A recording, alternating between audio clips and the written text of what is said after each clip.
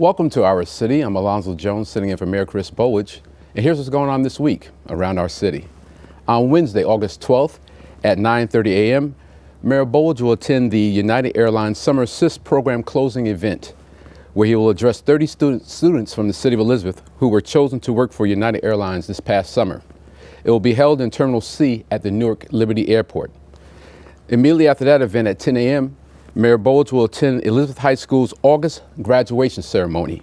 The event will be held at the Dunn Sports Center, which is located at 600 Pearl Street. I would like to congratulate all the graduates and wish them success in all their future endeavors. Following that event at 11 a.m., Mayor Bowledge will visit George Washington Elementary School No. 1, which is located at 250 Broadway, as they end their special needs for the summer. Later that evening at 6 p.m., Mayor Bowledge will toss out the first pitch at this year's Play Ball event, which is being held at Brophy Field, located at 268 3rd Street. This event will feature free giveaways and pregame activities for kids ages 6 to 14. For more information, please contact 908-820-4238. Then on Thursday, August 13th at 6 p.m., Mayor Bowledge will join members of the Dominican community as they raise the Dominican flag to honor their cultural contributions to our city. On Saturday, August 15th at 11 a.m., Mayor Bowledge will attend the 10th annual Car and Bike Show in front of City Hall. The event will feature activities, contests, trophies, raffles, and music. The rain date is August 16th. For more information, please call 908-355-9600. Later that afternoon at 4 p.m., Mayor Bowledge will attend the Caldwell Banker Liberty Barbecue, which is located at 67 Elmore Avenue. Then on Sunday, August 16th at 10 a.m., Mayor Bowledge will attend the Juan Pablo Duarte Elementary School No. 28 Dominican Health Fair, located at 25 1st Street.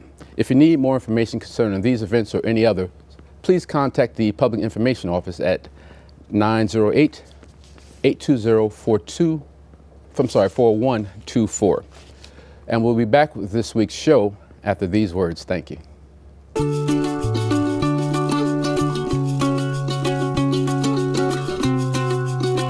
We have some of the finest teachers in the country.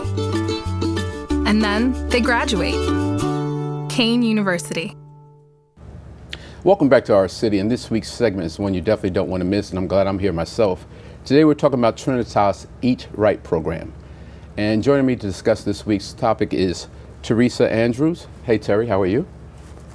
Also Irv Breckner, co-founder of Eat Right, and also Miss Nancy Lessner, co-founder of Eat Right. How are you? Welcome to you all. Thank you. And like I said, I think I'm supposed to be here for this program. It's going to be very interesting. So let's get right to it. Irv, how did Eat Right Today come about? Well, Nancy's a medical nutritionist, and she's worked with thousands of families in her career. And I'm an author and a writer, and I've written several books about the topic. And we observed that kids are basically addicted to unhealthy foods and drinks and ingredients, and they don't even know it. They're ingesting a tremendous amount of sugar and fatty foods and fried foods and processed foods, and they don't know what to do. So we felt the kids needed to be educated as well as the parents so that they could take control of their health and want to eat healthy. Because in our work with kids, we find out that most kids actually want to eat healthy, they just don't know how. Right. You said kids, but it goes beyond kids. It does go beyond kids, yes. You're looking at a grown kid right here. So. Aren't we all? So Teresa, when Irv and Nancy came to you and discussed this program, what were your thoughts? I thought it was a great opportunity that we could utilize this program to educate and motivate our patients, the children, as well as the parents to eat healthier. Okay. Nancy, as a family medical nutritionist who has counseled many families from Elizabeth, what is your perspective on unhealthy eating habits and how it's impacting kids, teens, and adults alike? Well, as we all are aware of, the obesity epidemic is rampant, and we see it more and more. The numbers are constantly growing, and what we really need to do is to start educating children at a much younger age. Sometimes kids get some information by the time they're school age or high school age, but that we're learning is way too late. So part of our program is to really get to kids. We want to teach kids, we want to show kids, and we want to really allow kids to learn all about good nutrition at a much younger age than ever done before. I agree with you. Maybe it's the kids, but the parents tell the kids what to eat, and that's how our habits develop. Well, that's so true, and parents truly do buy the food. Right. But what we learn is that habits start very, very young in life, and so often kids who grow up with poor or unhealthy eating habits grow into adults with unhealthy eating habits who continue the cycle simply because they don't know what to do or how to choose healthy food. And our goal is to make all of that simpler for people by demonstrating and showing them how to make different decisions regarding their food choices. Okay. And a big piece of it is motivation. As everyone knows, it's very difficult to get motivated to eat healthy on a regular basis. Right. But when you find out all the medical conditions, behavioral health issues that can affect a person who is overweight or obese, it's then easier to make that decision. And kids, especially those under age 5, they haven't really been indoctrinated with the ability to rationalize as us adults have. So when they see something, as you'll see, that they don't want to eat, that they think is not good for them, they're ready to make up their minds.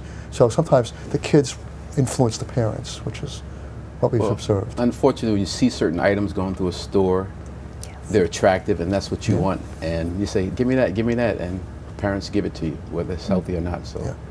Yeah. But now, as we watch this, I'm sure our viewers are wondering about all these foods we have here on the table. Nancy, I understand that you have some demonstrations for us? Yes, well, what I want to show you is right in front of you, we see what a typical 1 month amount of sugar that most people consume. In this bowl here? In this bowl, and that equals 10 pounds of sugar that most people consume each month. Another way of looking at it is that is 1,200 teaspoons of sugar a month. So you might say, how is that possible to consume that much sugar? The reason we consume so much sugar is found in almost everything in the supermarket. The obvious examples in front of the sugar are your sweets, your candies, your cupcakes, your cookies. That is pure sugar. But what's confusing to a lot of people is sugar is found in things like fruit juice, sports drinks, and we all know soda. Right. So sometimes we think, oh, juice is very healthy, apple juice, orange juice, but that's very concentrated sugar with a whole lot of calories. You would be far better to eat the fruit than drink the juice. When we think about soda, in front of us is an example of a very large soda found in a typical convenience store, and that gives us 8 days of sugar. Now, I was telling you prior to the show that yesterday I had 2 of those within a 6-hour period. Yeah. And all that sugar, what happens when it goes into your body? Well, what happens with sugar is what we call professionally non-nutritive calories. It provides just calories but zero nutrition.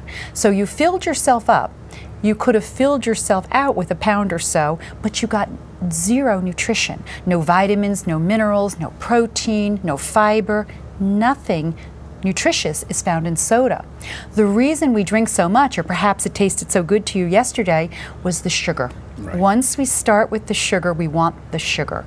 So you're getting calories, which is making people become overweight, but they're unhealthy, zero nutrition. Now, Terry, once person inhales or digests all this stuff, they come see you. And what eating habits do you see in your pediatric patients? In terms of unhealthy, I do see a lot of children drinking the sugary drinks, some of the juices and just other sugary drinks, as well as I see they eat a lot of chips as well. Yes. I do see that in the waiting area, and as they leave the center, you know, the parent may give them a sugary drink or a snack of a bag of chips. And what I'm looking at here, especially when I travel, is the average vending machine. Yeah. And that's what's conveniently there for you at 2 in the morning, 3 in the morning, whatever, and you go to sleep on that. So somebody's making a profit of it also. So, Irv, what's the economic impact of obesity on local businesses? Well, I think that it affects people's ability to work. For example, in terms of the armed forces, the #1 reason young people are rejected for military service is obesity. Okay, for local businesses, the idea would be to get them to want to offer more healthy foods. Okay, so it's a very vicious cycle, and I think that one of the things that's coming out is how emotional the issue of eating is, and how parents really don't know how to say no to kids. A lot of parents think, I believe, that you know, you keep your kids happy by giving them what they want, which even they know is not healthy for them. So The objective is to really make sure that bring the awareness of what's in the foods and have the whole family get together and absorb what we give the kits that Terry and her staff give to them so they can really understand what they're doing. Right. Now, as you try to reach various people in the city of Elizabeth, we have different cultures here. Right. And different ethnic backgrounds. Nancy, how does the ethnic background play into unhealthy eating habits? Well, a lot of times, different ethnicities have a different belief or feeling about food. A lot of people feel very strongly about wanting a rounder baby, thinking that a bigger, heavier baby is a healthier baby. So a lot of times subconsciously or culturally there's a lot of overfeeding because they're thinking if they're bigger, they're healthier. We know that's not true. So what we need to do is convince them that making a correct weight baby is the right way toward health. A lot of the different cultures really use a lot of fats, a lot of sodium, a lot of different ingredients that we now know aren't as healthy for you. It might have come back from generations ago, but now when we're doing that and we're overfeeding, that's where the obesity comes from. So it's not necessarily that the cultural foods are bad, it's really that we're going to learn how to make them a little bit healthier. Less portion and possibly changing some of the heavier or unhealthy ingredients to healthier ingredients. And so we really want to address that, and part of our program, working with Terry, was to make sure our program is in Spanish to address at least that people can understand what we're trying to say and speak in the language. I think it's also important to point out that when we talk about this ingredients that people of different ethnicities use, there's sugar found in so many products where you wouldn't expect it. Like if you ask 100 people, is there any sugar in coleslaw, they'd all say no. Right. Yet there's quite a bit. Same thing with ketchup and applesauce and granola. Marketers have done a very good job of coming up with names like granola that sound good in the packaging. But the bottom line is, if 75% of all supermarket products have sugar, we just got to look at the labels. And you touched on something key there. Sugar is kind of camouflaged in everything. It is. Very much so. We don't see it as an obvious portion food, but it's there. Yeah. And I mean, to see that someone digested this much in how long did you say? 1 month. 1 month. 1 month. And again, when you're thinking about, there's the obvious, but the unobvious is what really captures people's imagination when we talk to them, because they really believe they're making good choices until we start to say things like applesauce, which a lot of parents freely give children, things like your canned soup, your coleslaw, your peanut butter, your ketchup, your barbecue sauce. All of these things that we think about as a non-sugary food, when we look at the ingredients, we see that they're all sugar. Have you been following me in the last 48 hours or what? Everything you just named, I ate over the weekend, so I'm like... Well, when you think about the percentage, if you went up and down the aisle in the supermarket, 75% of the products contain sugar. Yes. So that would be you and everybody else going up and down an aisle are consuming more sugar than they realize. So part of what we're trying to do is to make people aware of how to make choices.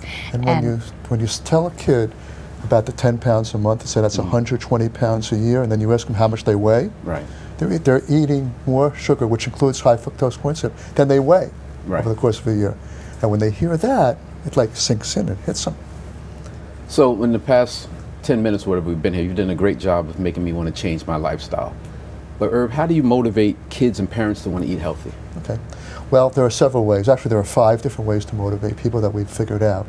One is positive motivation, where we talk about all the wonderful things they can do in life if they're at a healthy weight. Play sports, go dancing, whatever they enjoy doing that they can do, that they're physically able to do if they're at a healthy weight. The second is the opposite, negative motivation, where we show them a chart of 45 different illnesses that are linked to obesity. And say, most people can name type 2 diabetes, hypertension, cholesterol, but there are dozens, like sleep apnea and fatty liver disease, that people never even heard of, that typically afflict people that are obese. The third is education.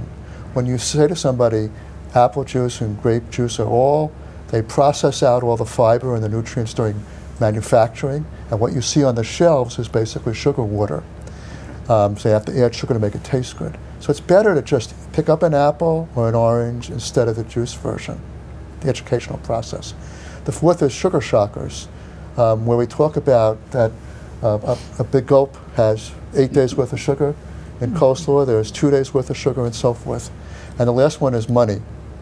If a person is obese for their entire adult life, it could cost them hundreds of thousands of dollars in extra cost on buying a lot of medications, equipment, doctors, insurance rates are higher. Nancy can talk about the average diabetic has, what, 5 prescriptions? Medications per month.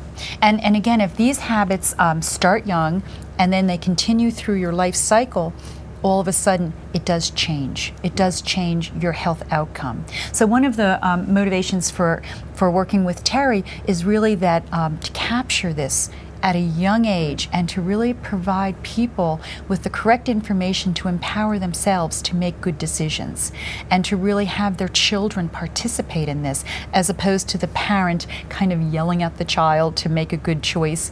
It's really the whole family getting on board, making good decisions. Well, we're going to take a break and we're going to come back because we have a great topic we want to talk about. We don't have to finish this. We'll be back with the second half of Our City after these brief words. Thank you. We're an American original, dependable, historic, nuanced, with all the comforts of home, even when you're just visiting. So we're celebrating for all that we've left untouched and all that we've changed. A place where the past meets the future. So consider this your invitation. We've been celebrating here in Elizabeth for 350 years, and we're just getting started.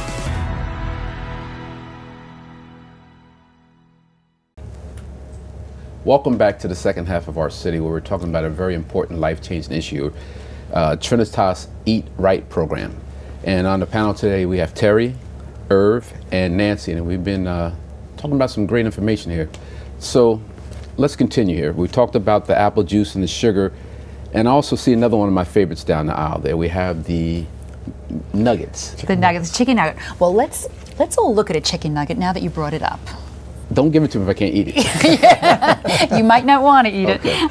What we're going to do is let's break that in half. And let's look at a chicken. Did you bring any nugget. sauce with you? Or no? I did. Okay. But let's break it in half. What do you think it looks like? Cement right now. Okay. It's a little colder. It's a little Cement. colder. Yeah. We hear a lot of mashed potatoes. Mashed potatoes. A lot of kids think Okay. it looks That's like a good mashed one. potatoes. That's a good one. Well, the interesting is that you did not say it looked like chicken. No, it doesn't. Even though it's called a chicken nugget. What we know about chicken nuggets is they are only 19% chicken, and there are 38 other ingredients in a chicken nugget. Now, the other 38 ingredients you're referring to, are they chicken or are they chemical? They would be chemicals and additives, things that we can't even pronounce. But the key, only 19% chicken. So in spite of the name, a lot of parents and families think that they're giving their children real chicken, but it's only 19%. So that's a very small percentage of actual protein that you're feeding your child when you're doing a chicken nugget. So when you're thinking of 38 ingredients that really are not food products, that makes us wonder, what are we eating? Right. So one advice would be, thinking if you're going to do a fast food meal, do a grilled chicken. Go for real chicken. That is real chicken. That looks like chicken. Okay. And one of the things that happens is when you show a kid this and show them a list of all the ingredients, the reaction is almost universal. They say, ew, I don't want to eat that anymore. Right. They quickly made up their minds that they don't want to put poison into their body. And the parents, they all have the same reaction too. They said, I didn't know that. We've got to make some changes. Right. So that's exactly what we're doing through videos and posters that are handed to the clients of the Trinitas Pediatric Health Center, is get them aware of what they're doing and what's in the foods and drinks. Now, I'm not hoping I'm not getting anyone in trouble, but this is the 99-cent menu. It's economical, it's something affordable. Yes. The fresh food costs more, am I correct? You make a very good point. It does and it doesn't, because again, what we're looking at is what are we putting our money on. If we're spending 99 cents or $1.99, I think the value has to lie in the nutrition. Because you're spending money, but again, we're getting only 19% chicken. We're really not getting what we believe we're spending our money on. So when we're thinking of value, value is placed on our health and on our choices. So I think for not a few, just a few cents difference, we could get the grilled chicken. And I say to clients, even just get the hamburger patty for 99 cents. And then also the money that we're saving today, we have to give to Terry later on. Well, our health is valuable, and our health does have a price. I wanted to just add on, because you did mention chicken nuggets and the sauce, I just wanted to remind you that in these sauces, they are the majority of the product in the sauces is sugar. So we're having a product that's not a lot of chicken and we're putting sugar on it. So when we think of value, we want to think about what are we getting for our money. And we've addressed that topic with the patients at Trinitas with trying to get people to really get value for their dollar in terms of health. Getting a real hamburger, getting a real piece of grilled chicken. Much healthier choice. Well, I'm going to tell you up against a tough piece here because I'm going to represent the kids in the junk food population, but the junk food advertising that they see, how do you get the kids to turn off from that? Well, I think what we do first of all is we give them the information and the education. One of the things we did was we kind of showed kids some different types of chip products. Right. And a lot of the companies have come out with some really smart ideas of using real pure vegetables and making them in a chip form. We have some black beans, we have some sweet potatoes, and there's only 2 to 3 ingredients. There's just, in the sweet potatoes, there's sweet potato, a little bit of sea salt, and some olive oil. So we can get kids to enjoy the sensation of a chip, but get some nutrition and value out of it. And I'll tell you, when we do samplings with kids, they like it. Right. The kids are the easy ones. It's the adults that get harder to turn. Yeah. But the kids are very, very open to change if we show them how to do it. Now, Irv, you have a video presentation or something that you display at the hospital? Yeah, at Trinitas hands out a kit that includes 7 videos that we created in both English and Spanish, and a whole collection of posters that Trinitas picked out that would be most appropriate for their clients. And they're also in English and Spanish. One of the most popular ones are the sugar shockers and the food substitutions. This is the English side, and the Spanish side is on the back. And our objective is to basically make it so easy for people to see what's in where the sugar lies in foods, and how to make simple substitutions. Even something as simple as peanut butter. Most people don't pick it up and look and see whether it has sugar added. But I love peanut butter and cashew butter and almond butter, but if it just has just the peanuts or the almonds and the nut and nothing else, to me it tastes just as sweet. So there's so many easy ways to make food and drink substitutions, that'll get them on the right track and get them off sugar. Now, we did a large portion of the show on the negative foods, the bad foods. What's some of the good foods that we can turn to? Did you bring any today, or do we have any? Well, what we talked about a little bit is looking at brands and companies that are now stepping up and addressing that need. So we look at, when we're looking at a chip kind of product, instead of just doing something that is orange in color and a lot of chemicals and a lot of junk, again, what are we getting for our money? Getting something that at least is vegetable based, so at least we get nutrition when we eat it. To kick the soda habit, going with your seltzer waters, a company called Zivia has a very, very clean, flavored, no calorie, no chemical soda substitute, just plain water. And again, Kind is another brand that has some very, very good products out there. That would be your substitute for your bar. People are always wanting to have a quick on-the-go meal replacement bar, a snack bar. That has some quality to it. And getting clean with your food. As I always say, eat the earth. Your fruits, your vegetables, plain yogurt. If you put fresh fruit in it, it's just as sweet. Now, are there any fruits that are high in sugar? Well, all fruit has fructose. So what we want to think about is our portion size of it. So again, if we ate 2 pounds of grapes, we're going to have a lot of sugar, but eating a correct portion is a good idea. But I always encourage people to eat the rainbow, eat the earth, really enjoy what we're growing and get more connected to what we're eating. Then you're always going to be on the healthier side. Where we're getting into trouble is really the processed foods and the fast foods and the junk foods, the non-nutritious foods. That's what's getting us all in trouble. If we stick to our really clean earth kind of old-fashioned eating, what we grow, we eat, that idea, then we're on the right track. Okay. So Irv, for kids, teens, and adults, what's the best place to get started with this? I think it is to watch the videos and the posters, look at them, and just take an hour out of their time. Anybody can spare an hour to become more educated. People spend a lot more time what car to buy, where to go on vacation, If you start spending an hour and start recognizing, even if it's only a few of the items that are not healthy for you, if a child or a teenager goes into a convenience store and remembers that there's so much sugar in there and buys seltzer or water instead, that's a major breakthrough. And I think that the parents and the kids need to watch the videos and look at the posters together as a family and start a conversation. Because I think the parents will be pleasantly surprised when their kids say, you know, I don't want to eat this junk anymore. Can we buy something else? Well, it's a tough thing to combat because, as we talked about earlier, kids today see the sports drink as my step to the future. So if I drink this, I'm like my heroes. Yes. How do you combat that? Well, it's all education. Right. They have to know that that drink was originally designed specifically for athletes. Right. And it's not for kids who just want something to drink. Once they know that, I think that they'll start to make changes. So I know it's been less than a month, but that the Eat Right program has been started. But what kind of results have you seen so far? Okay. Well, Terry can tell you what she's observed, and I can tell you the results of a survey that we took. Okay.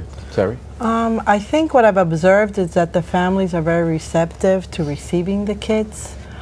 Since it's been less than a month, I really don't have that much data yet. I think Irv would have more of the survey results, but I think that they are very receptive to receiving the information.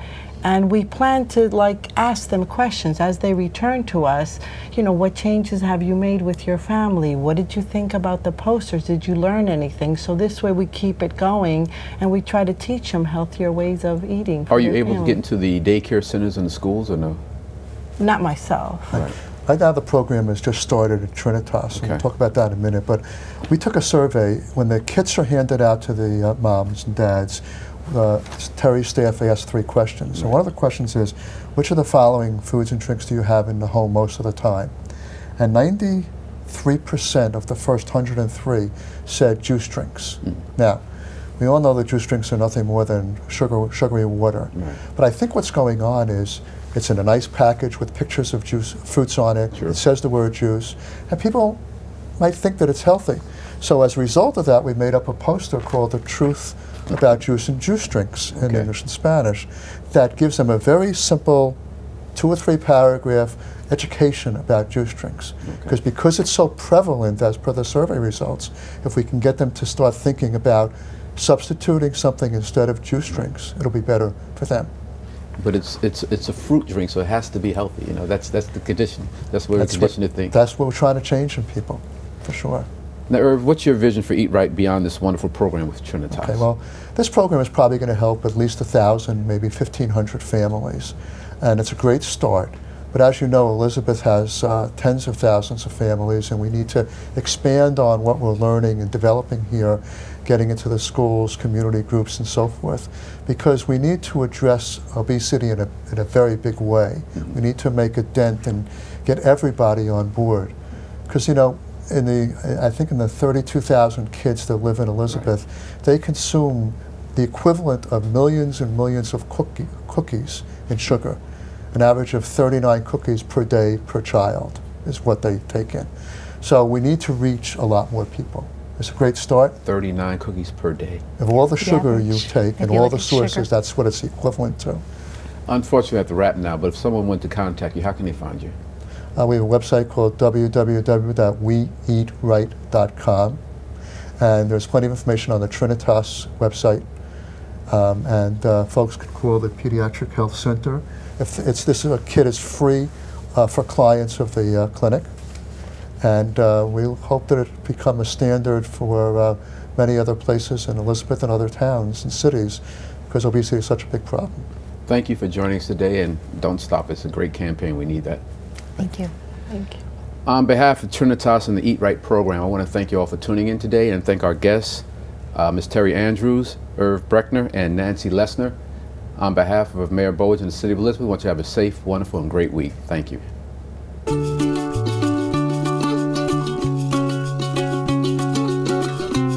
Offering everything you could want from college, including a life. Kane University.